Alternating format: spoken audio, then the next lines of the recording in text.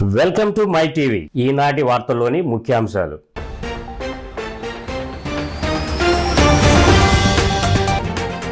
చరిత్రలోనే తొలిసారిగా పేదలకు ఇళ్ల స్థలాలపై సర్వ హక్కులను కల్పిస్తున్నామని సీఎం జగన్ వెల్లడి. ఒంగోలులో ఇళ్ల స్థలాల పట్టాల పంపిణీ కార్యక్రమంలో పాల్గొన్న ముఖ్యమంత్రి. సిపిఐ సిపిఎం అగ్రనేతలతో సమావేశమైన ఏపీ కాంగ్రెస్ అధ్యక్షురాలు వైఎస్ షర్మిల. కాంగ్రెస్తోనే ఏపీకి మేలు జరుగుతుందని ఉద్ఘాటన.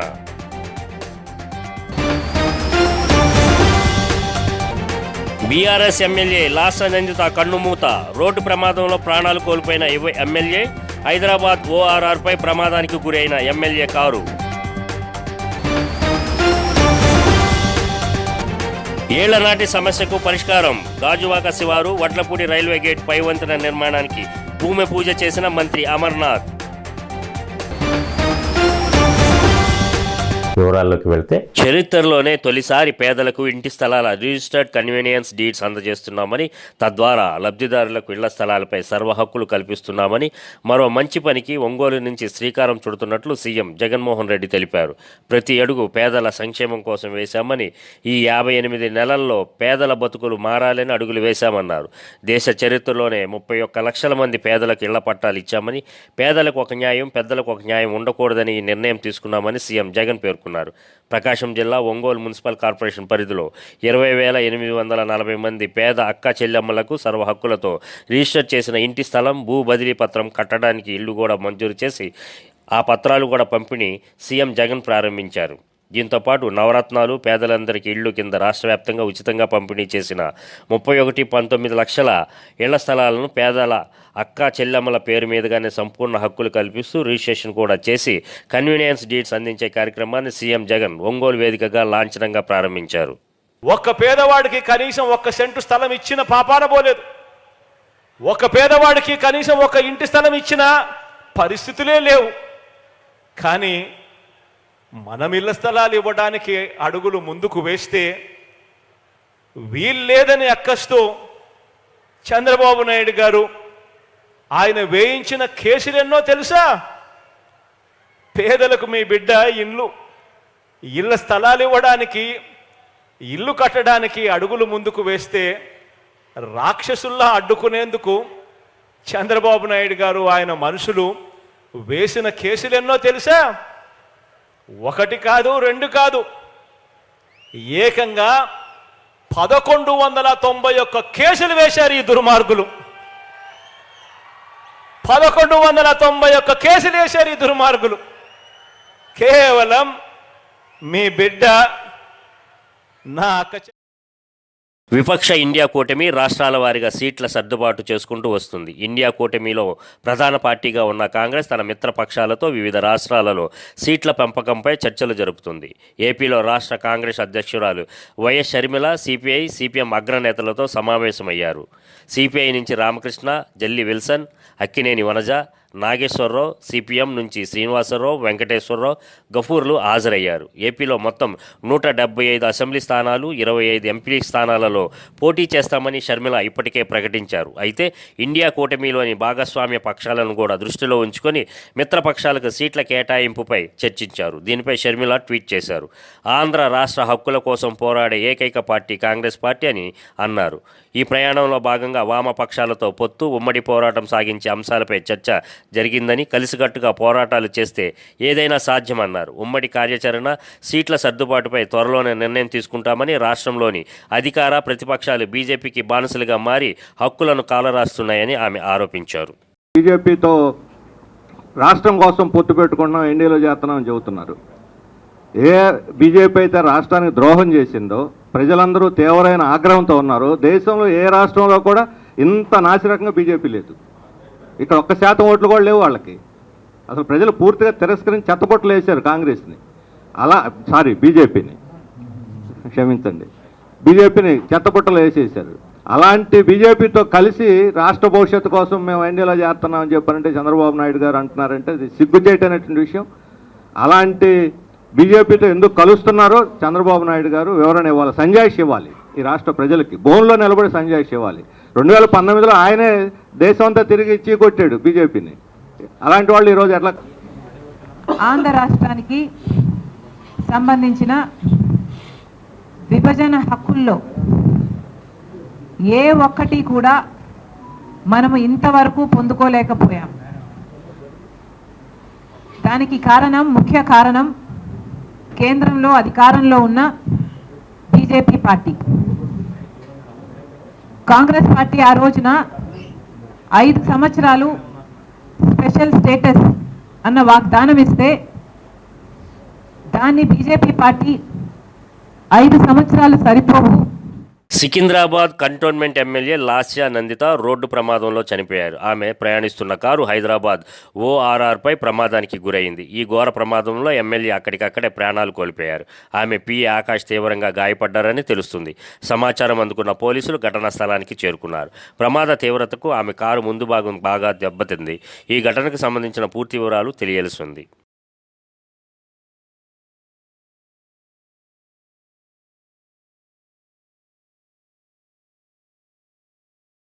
కేంద్ర ప్రభుత్వం సేతుబంధన్ పథకం ద్వారా 16 కోట్లతో గాజువాక ఆటోనగర్ శివారు వడ్లపూడి రైల్వే ట్రాక్ వద్ద రహదారి పై వంతెన నిర్మాణ పనులకు మంత్రి గుడివాడ అమర్నాథ్ శంకుస్థాపన చేశారు. ఈ సందర్భంగా ఆయన మాట్లాడుతూ ఎన్నో ఏళ్లుగా పై వంతెన కోసం ఎదురు చూస్తున్న అనేక గ్రామాల ప్రజలకు ఇదొక శుభవార్త అన్నారు. రైల్వే గేట్ పడితే పెద్ద ఎత్తున ట్రాఫిక్ సమస్య తలెత్తుతుందని, దీని పరిష్కారానికి ఇక్కడ ప్రజలు చాలా కాలంగా ఎదురు చూస్తూ వచ్చారన్నారు. కొద్ది కాలం కిందట తాము సీఎంతో ప్రయాణిస్తున్నప్పుడు ఈ సమస్యను వివరించానని చెప్పారు. దీంతో సీఎం చొరవ తీసుకున్నారని తెలిపారు. సమావేశంలో మేయర్ గొలగాని హరివెంకట కుమారి, ఎమ్మెల్యే తిప్పల నాగిరెడ్డి, వైసీపీ ఇన్ఛార్జ్ ఊరుకూటి చందు, కార్పొరేటర్లు కాకి గోవిందరెడ్డి, బోండా జగన్ తదితరులు పాల్గొన్నారు. ఎవరన్నా టువర్డ్స్ అనకాపల్లి వెళ్ళాలన్నా ఇలా శీలానగర్ మీద వచ్చి ఫ్లైఓవర్ మీదుగా ఇటు కోరమనపాలెం వెళ్ళిపోయేటువంటి అవకాశం ఉంటుంది. గాజువాక్లో మరింతగా పెరిగిపోతున్నటువంటి ట్రాఫిక్ని దాన్ని తగ్గించేటువంటి దానికి కూడా ఆస్కారం ఉంటుందనేటువంటి ఉద్దేశంతో ఈ ప్రపోజల్ అనేక సంవత్సరాలుగా ఉంది. గతంలో రైల్వేకి సంబంధించినటువంటి పోర్షన్ కూడా 10 కోట్ల రూపాయల వరకు ఏదైతే పోర్షన్ ఉందో అది కంప్లీట్ అవ్వడం, ఇప్పుడు నూతనంగా అప్రోచ్ రోడ్స్ ఏదైతే రైల్వే పోర్షన్ కాకుండా ఇటు అటు ఏదైతే అప్రోచెస్ ఉన్నాయో దీన్ని మరో 16 కోట్ల రూపాయలు పెట్టి మనం నిర్మించాలని చెప్పి ఆర్ఎండ్బి ద్వారా నిర్ణయం తీసుకోవడం, కేంద్ర ప్రభుత్వంతో కూడా మాట్లాడడం, ఈరోజు దానికి సంబంధించి పూర్తి స్థాయిలో టెండర్స్ కూడా కంప్లీట్ చేసుకొని కాంట్రాక్టర్ కూడా పనులు ప్రారంభించేటువంటి దానికి ముందుకు రావడం జరిగింది. సో ఈరోజు శంకుస్థాపన కార్యక్రమం తర్వాత త్వరితగతిన పనులు కూడా ప్రారంభించేటువంటి కార్యక్రమం చేయబోతా ఉన్నాం. సో తర్వాత ఏవైతే స్థానికంగా ఉన్నటువంటి గ్రామస్తులకు సంబంధించినటువంటి రిప్రజెంటేషన్స్ ఏవైతే ఉన్నాయో ప్రజా సహకారం ఉన్నప్పుడే అభివృద్ధి అన్నది ఆశించిన స్థాయిలో జరుగుతుందని నగర మేయర్ గొలగాని హరివెంకట కుమారి అన్నారు. గాజువాక 65వ వార్డ్ బీసీ రోడ్ బానోజీ తోట వద్ద సుమారు 33 లక్షల వ్యయంతో చేపట్టనున్న కల్వర్ట్లు, కాలువల నిర్మాణానికి స్థానిక ఎమ్మెల్యే తిప్పల నాగిరెడ్డి, వార్డు కార్పొరేటర్ బొడ్డు నరసింహపాత్రుడితో కలిసి ఆమె శంకుస్థాపన చేశారు. ఈ సందర్భంగా మాట్లాడుతూ జీవీఎంసీ పాలకవర్గం ఏర్పాటయ్యాక ఆయా వార్డులలో ప్రధాన సమస్యలను దశల వారీగా పరిష్కరిస్తున్నట్లు తెలిపారు. గాజువాక నియోజకవర్గ పరిధిలో కోట్లాది రూపాయలతో పనులు చేపట్టామని తెలిపారు. వార్డులోని రాజీవ్ ఇండోర్ స్టేడియం ఆధునీకరణ పనులకు 6 కోట్లు వెచ్చించినట్లు చెప్పారు. ముఖ్యమంత్రి జగన్మోహన్ రెడ్డి సూచన మేరకు అన్ని వార్డులకు సమానంగా నిధులు కేటాయిస్తున్నామని చెప్పారు. ఈ కార్యక్రమంలో నియోజకవర్గ incharge Urukoti Ramachandra Rao, zonal DA Apparao, స్థానిక నాయకులు మద్దాల అప్పారావు, సింగంపల్లి దేవుడు, మంగునాయుడు, మంత్రి మంజుల, పెండ్రరాజు, పెంటయ్యరెడ్డి, అప్పలరాజు, అర్జున్, జన, సతీష్, విఘ్నేష్ తదితరులు పాల్గొన్నారు. గాజువాకలో ఎందుకంటే అనేక సమస్యలు తీర్చడం 40 సంవత్సరాలు ఉన్న సమస్యలన్నీ కూడా తీర్చడం జరిగింది. సంక్షేమ పథకాలు ఏదైతే జగన్మోహన్ రెడ్డి గారు ఇస్తున్నారో అది కాకుండా ఈరోజు డెవలప్మెంట్ వరకు వచ్చేటప్పటికి ఎక్కడా కూడా ఎప్పుడు కార్పొరేషన్ పుట్టిన తర్వాత సమస్యలు కానీ అన్నీ కూడా నాగిరెడ్డి గారి ఆధ్వర్యంలో మరి అన్నీ కూడా ఒక్కొక్కటి కూడా మన పరిష్కారం అవడం నిజంగా ప్రజలందరూ కూడా చాలా సంతోషం వ్యక్తం చేస్తున్నారు. ముఖ్యంగా ఈరోజు మరి చూసుకుంటే అక్కడ జగరాజ్పేట రైల్వే గేట్ దగ్గర ఉన్న బ్రిడ్జ్ కనెక్టింగ్ ఫ్లైఓవర్ని ఇవాళ మినిస్టర్ గారు గుడివాడ అమర్నాథ్ గారు, అలాగే మేయర్ గారు నాగిరెడ్డి గారు యొక్క శంకుస్థాపన చేశారు. పని అయితే బ్రహ్మాండంగా చేశారు. ఏ ప్రభుత్వంలోనూ చేయనటువంటి కార్యక్రమం అభివృద్ధి ఇవాళ మేయర్ గారు మరి రాష్ట్ర ముఖ్యమంత్రి వర్యులు ఆదేశాల మేరకి బ్రహ్మాండంగా డెవలప్ చేసి ఆంధ్రప్రదేశ్ని అగ్రస్థానంలో నింపి భారతదేశంలోనూ ఏ మన కార్పొరేషన్లో లేనటువంటి పనులు చేసి అవార్డులు రివార్డులు కూడా జాతీయ స్థాయిలో పొందనందుకు అర్హురాలుగా ఆవిడ మంచి కార్యక్రమాలు చేస్తున్నారు. ఆవిడకి హృదయపూర్వకమైనటువంటి ధన్యవాదాలు. ఇంకేంటంటే గాజువాక నియోజకవర్గం మీద ప్రత్యేకమైనటువంటి మరి శ్రద్ధ పార్క్స్ కావచ్చు. ఇంచుమించుగా ఇప్పటి వరకు అయితే మనం 145 పార్కులు మొత్తం విశాఖ జిల్లా మొత్తానికి మనం డెవలప్మెంట్ చేసాము. ఇలాంటివన్నీ కూడా మనము ప్రజలకి సౌకర్యార్థము మనము డెవలప్మెంట్ చేస్తూ ముందుకు వెళ్తున్నాము. గత ప్రభుత్వంలో ఎప్పుడు కూడా ఇంత అభివృద్ధి అయితే మాత్రం లేదు. గత 10 సంవత్సరాల నుంచి 12 సంవత్సరాల నుంచి మనకి కౌన్సిల్ కూడా లేకపోవడంతో అభివృద్ధి పనులన్నీ కూడా అలాగే ఉండిపోయి, కానీ ఇప్పుడు మన ముఖ్యమంత్రి శ్రీ వైఎస్ జగన్మోహన్ రెడ్డి గారు వచ్చిన తర్వాత, మాకు కౌన్సిల్ ఏర్పడిన తర్వాత ప్రతి నియోజకవర్గంలో శాసనసభ్యులు గాజువాక వడ్లపూడి రైల్వే ట్రాక్ పై వంతెన శంకుస్థాపన కార్యక్రమంలో ప్రోటోకాల్ వివాదానికి దారితీసింది. ఇక్కడ కేంద్ర ప్రభుత్వ సేతుబంధన్ పథకం నిధులు 16 కోట్లతో రహదారి పై వంతెన నిర్మాణ పనులకు శంకుస్థాపన కార్యక్రమం రహదారులు భవనాలు శాఖ ఆధ్వర్యంలో చేపట్టారు. అయితే 2 శిలాఫలకాలు ఏర్పాటు చేసిన అధికారులు ఒకదానిపై ఐలా కమిటీ పేర్లు మాత్రమే ఉండడాన్ని స్థానిక కార్పొరేటర్ కాకి గోవిందరెడ్డి అనుచరులు తప్పుపట్టారు. ఇది నిబంధనలకు విరుద్ధమంటూ గొడవ చేశారు. దీంతో అక్కడ ఐలా కమిటీ ప్రతినిధులు స్థానిక గోవిందరెడ్డి అనుచరుల మధ్య వివాదం తారాస్థాయికి చేరింది. ఒకరినొకరు తోచుకునే పరిస్థితి ఏర్పడింది. దీంతో ఇరు వర్గాలు పోలీస్ స్టేషన్లో ఫిర్యాదు చేసినట్లు తెలిసింది. తమ వాళ్లపై కావాలనే దాడికి పాల్పడ్డారని సొసైటీ చైర్మన్ సత్యనారాయణ రెడ్డి మీడియాతో చెప్పారు. వంతెనకు కావలసిన భూమి ఏపీఐఐసి ఇచ్చిందని, ఇందుకోసం తామంతా రాష్ట్ర మంత్రులపై అనేక పర్యాయాలు ఒత్తిడి తెచ్చామన్నారు. కావాలనే రాద్ధాంతం చేశారని, కరెక్ట్ కాదన్నారు. తనకేమి సంబంధం అంటూ కార్పొరేటర్ అనడం బాధ అనిపించిందన్నారు. ఎన్నో ఏళ్లుగా పోరాడుతుండగా ఇప్పుడు ఒక కొలిక్కి వచ్చిన తరుణం ఇలా గొడవ చేసి తమ వారిని గాయపరచడం భావ్యమా అని ప్రశ్నించారు. సభ్యుల మీద దాడి చేసి మీకు ఏం సంబంధం అంటూ దుర్భాషలాడుతూ వాళ్ళ వ్యక్తుల చేత దౌర్జన్యంగా ప్రవర్తించి మా 2 వ్యక్తులు, మా సభ్యులకి ఇద్దరికి గాయాలు కూడా అయినటువంటి పరిస్థితి ఏర్పడటం చాలా విచారకరమైనటువంటి విషయం. మాకు సంబంధం లేదనడానికి ఏ విధంగా అతను అంటున్నాడో నాకైతే అర్థం కావట్లేదు. అదే వ్యక్తి నన్ను ఎన్నో సందర్భంలో, సార్ ఎక్కడ దాకా వచ్చింది సార్ పిచ్చి పని, మీరు దాన్ని గట్టి కృషి చేస్తున్నారని తెలుస్తుంది, ఎంతవరకు వచ్చింది అన్నటువంటి ఎన్నో సందర్భాల్లో నాకు మేము మా ఊరు వాళ్ళు వీళ్ళంతా ఇబ్బందులు పడుతున్నారు, మీరు తొందరగా సాధించిందంటే అంటూ అడిగిన సందర్భాలు ఎన్నో ఉన్నాయి. అదేవిధంగా మాకేం సంబంధం అన్నట్టుకంటే మేమనే వ్యక్తులు ఈ రైల్వే బ్రిడ్జి కోసం ఎంతోమంది మినిస్టర్స్ దగ్గరికి ప్రభుత్వానికి అనేక దరఖాస్తులు చేసుకుంటూ రిక్వెస్ట్ చేసుకుంటూ చాలా రకాలుగా. పల్నాడు జిల్లాలో ప్రసిద్ధి అమరావతి క్షేత్రం బాలా చాముండికి ఆలయంలో హుండీని దుండగులు పగలగొట్టారు. సమాచారం అందుకున్న పోలీసులు సీసీ కెమెరా ఆధారంగా ఎంక్వైరీ దర్యాప్తు ప్రారంభించినట్లు సిఐ బ్రహ్మం తెలిపారు.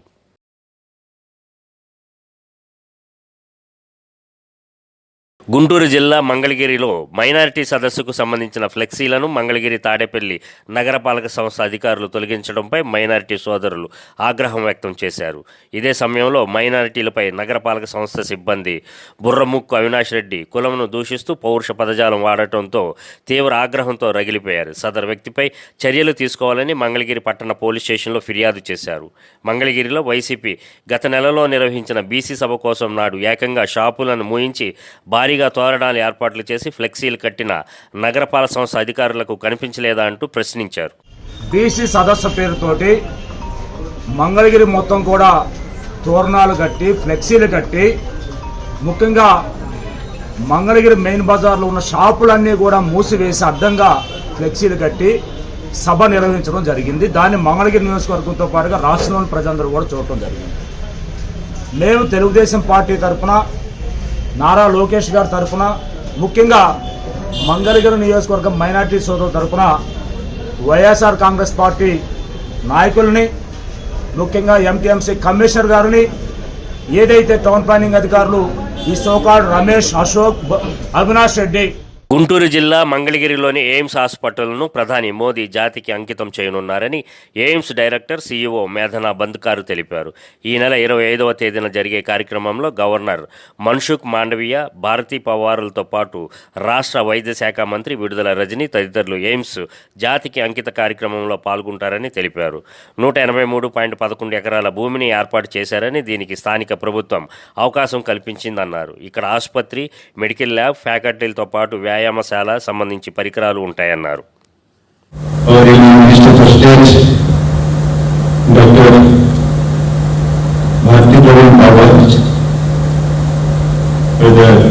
also the Minister of Tribal Affairs, and in the virtual presence of Senior Minister for Health and Family Welfare and Chemicals Fertilizers, S.P. Singh Bagela, who will be from Raipur, and our own State Health Minister for Family Health and Family Welfare, Srimati Luhara Pradhan at this time. We must remind that this institute has been established and the foundation stone laid by even Honorable Minister for Health, Senatari, in December 2015, 19th December 2015, with the budget of Palnadu జిల్లా చిలకలూరిపేట పట్టణంలోని టిడ్కో గృహ సముదాయాల వద్ద మాజీ మంత్రి రాష్ట్ర TDP ఉపాధ్యక్షుడు Pattipati Pullarao TDP Janasena నాయకులు కార్యకర్తలతో కలిసి సెల్ఫీ ఛాలెంజ్ విసిరారు. అనంతరం అక్కడ నివసించే ప్రజలను అడిగి వారి ఇబ్బందులను తెలుసుకున్నారు. ఈ సందర్భంగా ఆయన మీడియాతో మాట్లాడుతూ టీడీపీ ప్రభుత్వ హయాంలో టిడ్కో గృహ సముదాయ నిర్మాణంలో రాష్ట్రంలోనే మొదటి స్థానంలో ఉందని అన్నారు. ఎలక్షన్ సమయంలో జగన్ టిడ్కో గృహాలకు డబ్బు చెల్లించే పని లేదని చెప్పడంతో జగన్ ఒక్కసారి ఓట్లు వేసి చూద్దామని గెలిపించారని అన్నారు. చంద్రబాబు చెప్పినా ప్రజలు నమ్మలేదని అన్నారు. టీడీపీ హయాంలో 4500 గృహాలు నిర్మించి ఇచ్చిన కనీస మౌలిక వసతులు ఈ ప్రభుత్వం ఏర్పాటు చేయలేకపోయిందని ఎద్దేవా చేశారు.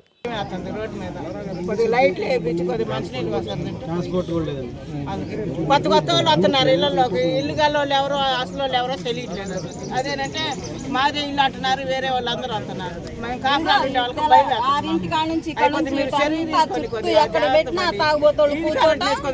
ఆడవాళ్ళు అనేది బయటికి రాకుండా ఉంటాం. బాలిబాయి తెలుగుదేశం జనసేన తీసుకుంది. లబ్ధి ఒకరు కూడా రూపాయి కట్టాము. వైసీపీ వాళ్ళు మొత్తం నమ్ముతాయి. ఈ లబ్ధి ఎవరైతే పేదవాళ్ళలో అందరికీ నేను తెలియజేస్తాను. ఈ వాక్యాన్ని జనసేన బాబు పవన్ కళ్యాణ్ టిడ్కో గృహం ఉన్నటువంటి ఏ ఒక్కరిని బ్యాంకు ఈ దగ్గర వచ్చి అడిగే పరిస్థితి ఉండదు.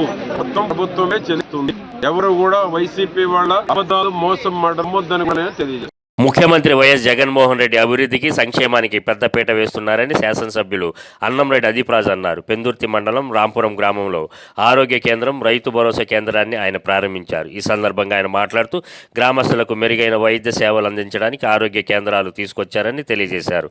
రైతులకు అందుబాటులో ఉండడానికి వ్యవసాయ ఉత్పత్తులను నిల్వ చేసుకునేందుకు రైతు భరోసా కేంద్రాలను కూడా రాష్ట్ర ప్రభుత్వం ఏర్పాటు చేసిందన్నారు. ఈ కార్యక్రమంలో పెందుర్తి జెడ్పీటీసీ ఉపిల్లి దేవి, ఎంపీపీ మధుపాడ నాగమణి, సర్పంచ్ అన్నంరెడ్డి శిరీష, ఎంపీటీసీ గండి హిమబిందు పాల్గొన్నారు. గ్రామం పరిధిలోనే తీర్చేటువంటి విధంగా మరి ఒక రైతు భరోసా కేంద్రం, అదే రకంగా ఆరోగ్యం కోసం వైద్యానికి సంబంధించి ఎటువంటి ఇబ్బంది లేకుండా ఈ గ్రామంలోనే వాళ్ళకి వైద్య సేవలు అందించేటువంటి విధంగా మరొక వెల్నెస్ సెంటర్, ఈ రెండు బిల్డింగ్స్ని కూడా సుమారుగా 45 లక్షల రూపాయలతో ఆర్బీకే మరియు వెల్నెస్ సెంటర్ని ఇవాళ ప్రారంభోత్సవం చేసుకోవడం జరిగింది. దీంతోపాటు మరి ఏదైతే ముఖ్యంగా శ్రీరాంపురం గ్రామం వరకు, ఈ రాంపురం గ్రామంలో ఈ శ్రీరాంపురం ప్రాంతం వరకు కూడా పూర్తిగా ప్రతి ఇంటికి కొళాయి ఇవ్వాలి అనేటువంటి ఉద్దేశంతో, ప్రతి ఇంటికి మంచినీళ్ళు ఇవ్వాలి అనేటువంటి ఉద్దేశంతో మరి జల్ జీవన్ మిషన్ ద్వారా కూడా సుమారుగా 43,80,000 రూపాయలతో మరి ఇక్కడే ఒక 20 KL ట్యాంక్ కూడా కట్టి వీళ్ళకి అన్ని రకాలైన మనిషి జీవితానికి మెడిటేషన్, యోగా ఒక దివ్య ఔషధంలాగా పనిచేస్తుందని పెందుర్తి ప్రాంతానికి చెందిన Little Flowers Public School correspondent M Padmavathi అన్నారు. విశాఖపట్నం జిల్లా పెందుర్తి లిటిల్ ఫ్లవర్స్ పబ్లిక్ స్కూల్లో 2 రోజుల పాటు మెడిటేషన్, యోగా శిక్షణా తరగతులు నిర్వహించారు. విశాఖ జిల్లాకు చెందిన అంపసపు సంస్థ ఆధ్వర్యంలో ఈ శిక్షణా తరగతులు ఏర్పాటు చేశారు. ఈ కార్యక్రమంలో నెదర్లాండ్ దేశానికి చెందిన కొంతమంది మెడిటేషన్, యోగాలో శిక్షణ ఇచ్చేందుకు ప్రముఖులు హాజరయ్యారు. ఈ కార్యక్రమంలో భాగంగా మొదట ఉపాధ్యాయులు మెడిటేషన్, యోగాపై శిక్షణ ఇచ్చారు. ఈ సందర్భంగా స్కూల్ కరస్పాండెంట్ పద్మావతి మాట్లాడుతూ మనిషి మానసికంగా నిత్యం ఉల్లాసంగా ఉండాలంటే తప్పనిసరిగా ప్రతిరోజు మెడిటేషన్, యోగా చేయాలన్నారు. ఈ కార్యక్రమంలో స్కూల్ డైరెక్టర్స్ రాజు, అంపుసం సంస్థ ప్రతినిధులు పాల్గొన్నారు.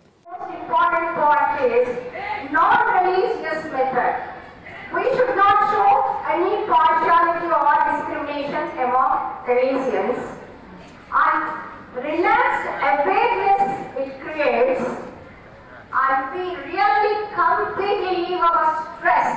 It's a great opportunity to learn it, to relieve our stress.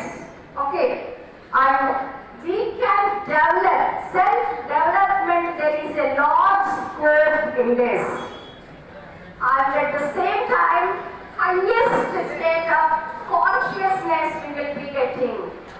for our students, concentration will become double, triple. See, nowadays what is happening?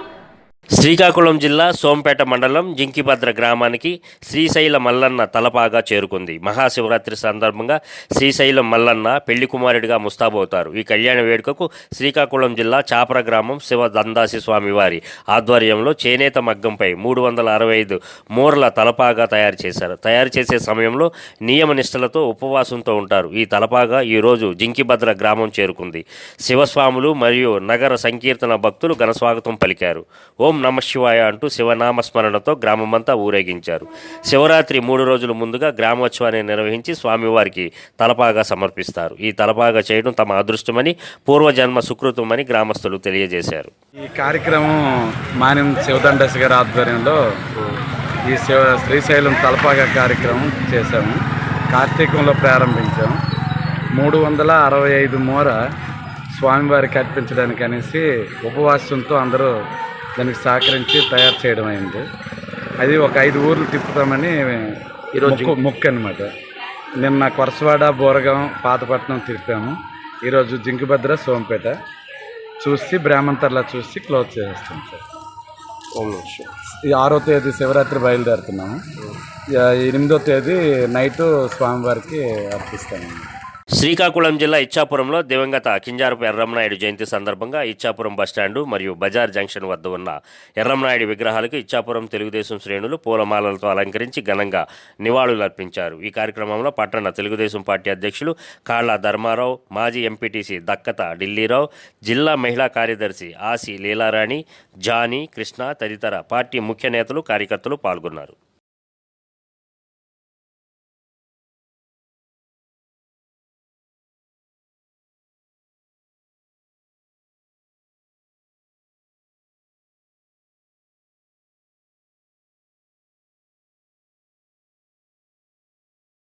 APPSC group 2 పరీక్షల నిర్వహణలో తప్పిదాలకు తావు లేకుండా పకడ్బందీగా నిర్వహించాలని పశ్చిమ గోదావరి జిల్లా కలెక్టర్ సుమిత్ కుమార్ గాంధీ ఆదేశించారు. భీమవరంలోని స్థానిక కలెక్టరేట్ స్పందన సమావేశ మందిరంలో ఏపీపీఎస్సీ గ్రూప్ 2 పరీక్షల నిర్వహణపై chief superintendents, invigilators, route officers, liaison officers, అబ్జర్వర్లతో సమన్వయ కమిటీ సమావేశం జిల్లా కలెక్టర్ సుమిత్ కుమార్ గాంధీ అధ్యక్షతన నిర్వహించారు. ఈ సందర్భంగా జిల్లా కలెక్టర్ మాట్లాడుతూ ఈ నెల 25వ తేదీ ఆదివారం జిల్లాలోని గ్రూప్ 2 పరీక్షల నిర్వహణకు 37 సెంటర్లను ఏర్పాటు చేయడం జరిగిందని తెలిపారు. భీమవరంలో 21, నరసాపురంలో 3, తాడేపల్లిగూడెంలో 13 సెంటర్లను ఏర్పాటు చేయడం జరిగిందన్నారు.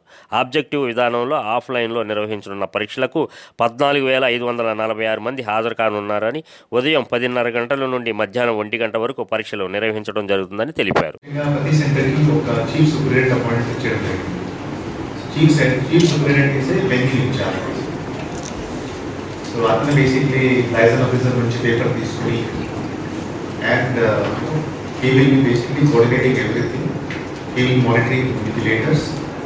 Students కి ఏమేమి ఇన్స్ట్రక్షన్స్ ఇవ్వాలి, ఇన్విజిలేటర్స్కి ఏమేమి ఇన్స్ట్రక్షన్స్ ఇవ్వాలి, క్యాంప్ ఆల్రెడీ ఇన్స్టాల్ చేయడం జరిగింది. సో ఎగ్జామ్ 10:30 ఉంది, సో ఒక 2 minutes 3 minutes ముందు ఇక్కడ డిస్ట్రిబ్యూషన్ చేయాలి. Like that some instructions are there. So I request all the chief superintendent to read these instructions which you have to give to invigilators, because invigilators are the people who will be in the rooms. So that clarity will come. The invigilators కి instructions ఇవ్వగలుగుతారు and then finally invigilators will be able to protect it. Andhra Pradesh land titling యాక్ట్కి వ్యతిరేకంగా Gajuwaka court complex ఆవరణలో bar association ఆధ్వర్యంలో నిరసన కార్యక్రమం కొనసాగింది. దీనిలో భాగంగా national human rights council legal secretary, న్యాయవాది కాండ్రేగుల లీలా హరిప్రసాద్ దీక్షలో కూర్చున్నారు. ఈ సందర్భంగా ఆయన మాట్లాడుతూ ఆంధ్రప్రదేశ్ రాష్ట్ర ప్రభుత్వం గత నెలలో అమల్లోకి తెచ్చిన భూ హక్కు చట్టం ప్రజల పాలిట యమపాసంగా మారబోతుందన్నారు. ఈ చట్టం ద్వారా స్వాతంత్రం వచ్చిన నాటి నుండి ప్రజలతో మమేకమై సేవలు చేసిన అనేక వ్యవస్థలు మూతపడే ప్రమాదం ఉందని అన్నారు. రాబోయే రోజుల ఈ చట్టం రాష్ట్రంలో ఎన్నో వివాదాలకు దారితీస్తుందని హెచ్చరించారు. ఈ కార్యక్రమంలో న్యాయవాదులు, సామాజిక కార్యకర్తలు వినోద్ బాబు, జాగారపు శ్రీను, ఢిల్లీ సనపాల తదితరులు పాల్గొన్నారు. ఎవరి భూములు ఎవరి సొంతం కాదండి, అంతా ప్రభుత్వ అధికారులు, పొలిటీషియన్స్, ధనవంతులు వీళ్ళ చేతుల్లోకి వెళ్ళిపోతుంది. సాధారణ ప్రజలు ఏమైనా మనకి ఇష్యూ వస్తే అయ్యో కోర్టుకి వెళ్ళొచ్చు, కోర్టులు ఉన్నాయి కదా, కోర్టులో పోరాడొచ్చు కదా అనుకోవచ్చు. ఈ ల్యాండ్ టైటిలింగ్ యాక్ట్ అనేది వస్తే కోర్టులో పోరాటం చేయడానికి ఉండదు, అంతా ప్రభుత్వ అధికారులు టీఆర్ఓ పరిధిలోకి వెళ్ళిపోతుంది. సో ఇది ఓన్లీ న్యాయవాదులే కాదండి, మా కోసం చేయట్లేదు, ప్రజల కోసం, రైతుల కోసం, మీ అందరి కోసం చేస్తుంది. కానీ ఇప్పుడు కూడా చాలామంది ప్రజలకి ల్యాండ్ టైటిల్ యాక్ట్పై అవగాహన లేదు. సో అవగాహన తెలుసుకోవడం కోసం మీ అందరూ కూడా కోర్టులు బయట ప్రతి ఎవరికి భూమి ఉన్నా సరే అండి, మీ భూమి ఉన్న పరిధిలో కోర్టులు ఉంటాయి. ఆ కోర్టులు బయట న్యాయవాదులు మీ అందరి కోసం పోరాటం చేస్తున్నాం. దయచేసి ప్రతి ఒక్కరు కూడా మా న్యాయవాదులు చేసే పోరాటాలని అనకాపల్లి కానీ, యలమంచిలు కానీ, విశాఖపట్నం కానీ, భీమిలు కానీ, విజయనగరం కానీ అన్ని కోర్టుల బయట మేము ఫైట్ చేస్తున్నామండి ప్రజల కోసం. సో అందరూ కూడా ప్రజలందరూ దీని గురించి తెలుసుకొని మా న్యాయవాదులతో పాటు ముందుకు వచ్చి ఈ ల్యాండ్ టైటిలింగ్ యాక్ట్పై. ముఖ్యాంశాలు మరోసారి.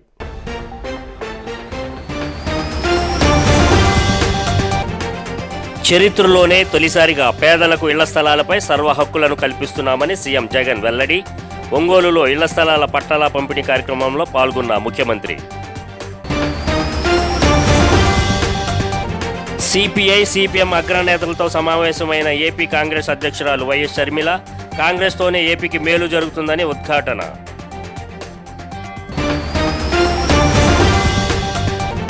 బీఆర్ఎస్ ఎమ్మెల్యే లాస్య నందిత కన్నుమూత. రోడ్డు ప్రమాదంలో ప్రాణాలు కోల్పోయిన ఎమ్మెల్యే. హైదరాబాద్ ఓఆర్ఆర్పై ప్రమాదానికి గురైన ఎమ్మెల్యే కారు.